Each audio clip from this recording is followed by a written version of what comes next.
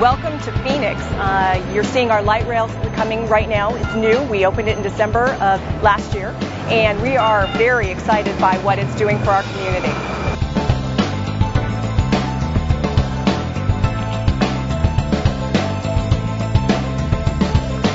This project is a 20-mile light rail segment, the biggest initial starter line ever built in the United States. We have 28 different stations, and we go through the cities of Phoenix, Tempe, and Mesa, which was a huge benefit to our community in getting people where they live, work, go to school, and play.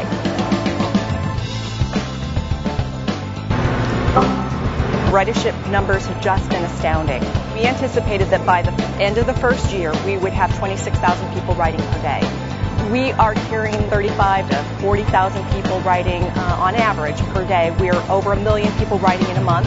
By 2030, the population of downtown Phoenix is projected to increase by almost 40,000, which, if you're familiar with Arizona, that's the size of the city of Prescott.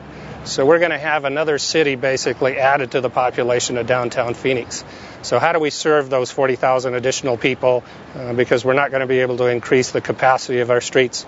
And an obvious answer is that we're going to have to look more and more to public transit to be able to meet those needs. Light rail doesn't take you everywhere. It's a fixed system. And so we know that people walk to get there, they ride their bike, they take the bus, they drive their car to light rail to connect and get where they need to go. We were one of the first communities that provided the bike racks on the front of the bus. And so we knew that we already had the pent-up demand. So we put the bike racks inside the train so every train can hold 4 bikes. And a lot of times you'll see more than 4 bikes, and you'll see somebody having to hold a bike.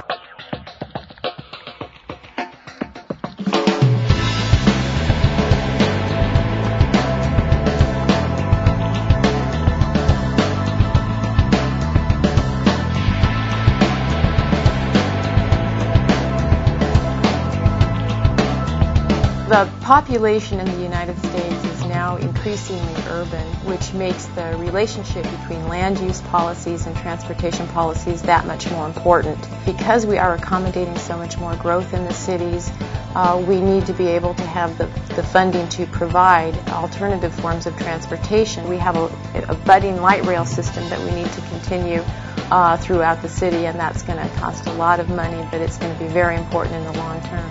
We've seen $7 billion of both public and private investments along the light rail line because they want to be where light rail is. And so it tends to be a huge factor in the vitality of your downtown.